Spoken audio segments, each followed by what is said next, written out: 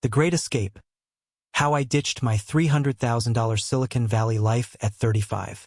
Alex Miller was living the so-called dream.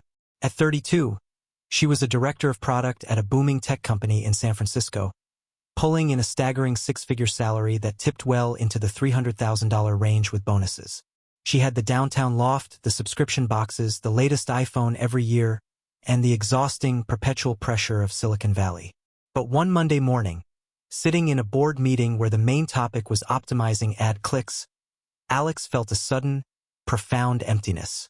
Looking around at the tired, anxious faces of her colleagues, she realized her gold-plated job was nothing more than a highly paid treadmill. She was rich in dollars but desperately poor in time. That night, she Googled, "How to quit your job."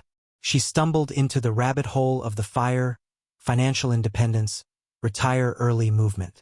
The idea was simple yet radical.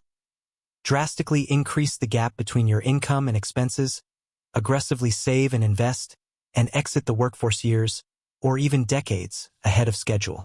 Her target, $2 million, enough to sustain a modest lifestyle at a 4% withdrawal rate. Alex dubbed her plan the Great Escape. It required a total annihilation of her current life. First, the income annihilation was easy. She already earned enough. The real challenge was expense annihilation. She sold her fancy loft and moved into a small, shared house with roommates, something she hadn't done since college. She traded her leased luxury sedan for a reliable, 15-year-old hatchback. The subscriptions were cut. Fine dining became meticulous meal prepping. The endless cycle of buying stuff to feel better was broken, replaced by a fierce, almost monastic devotion to thrift. Her colleagues were bewildered. "You're making how much and you're eating instant ramen?" a VP once asked over a fancy lunch Alex declined. Alex just smiled.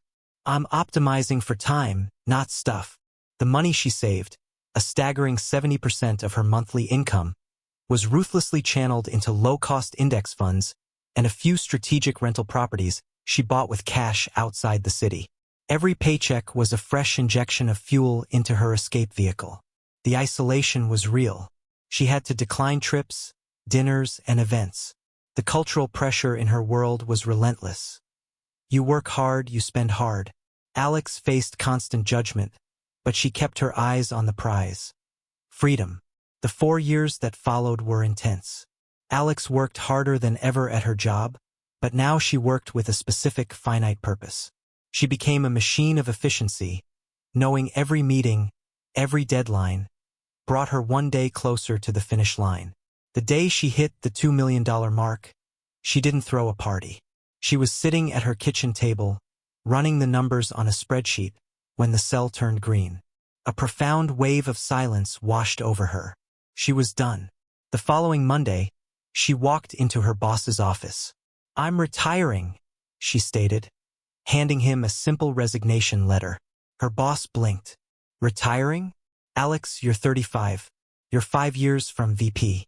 Are you joining a competitor?" "No," Alex replied, a genuine, unburdened smile finally spreading across her face. "I'm joining my life." She walked out of the corporate tower that day and never looked back. The first few months of her new life were surreal. There were no deadlines, no emergency emails, no Sunday night dread. She used her time to start a small, nonprofit community garden, learned Italian, and traveled slowly, not rushing through bucket lists, but simply existing fully in each moment. Alex wasn't rich by the standard of her former Silicon Valley peers. She lived simply but intentionally. Her ultimate success wasn't the number in her portfolio. It was the ability to wake up every single day and decide, without external obligation, how to spend her time. She had placed the billion-dollar bet on herself, valuing autonomy above all else. And at 35, Alex Miller realized she had already achieved the greatest luxury the modern world could offer: the freedom to disappear.